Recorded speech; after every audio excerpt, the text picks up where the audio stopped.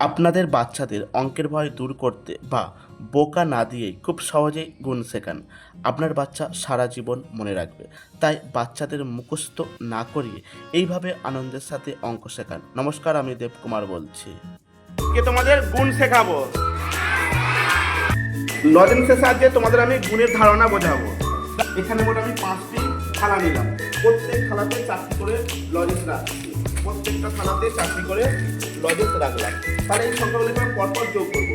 এবার 4 যোগ করলাম 4 8, আবার 4 যোগ করলাম 12, আবার 4 যোগ করলাম 16, আবার 4 যোগ করলাম 20। তাহলে একই সংখ্যাকে বারবার সংক্ষেপে যোগ করার পদ্ধতির নাম হলো গুণ। গুণ কাকে বলে? দেখো, একই সংখ্যা বারবার যোগকে সংক্ষেপে গুণ বলে।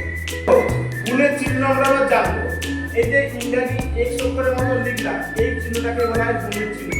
এটাকে বলা হয় ক্রস চিহ্ন বা কাটা চিহ্ন। গুণ্য, গুণ, গুণক সমান গুণফল।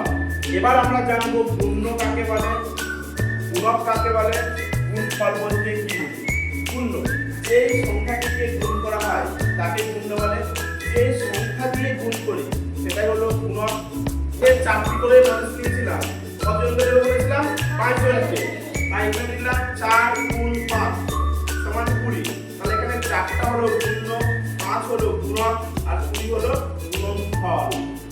দেখো আমি লিখেছি 6 গুণ 5 সমান 30। তাহলে এখানে গুণ্য কত? গুণক কত? গুণফল কত?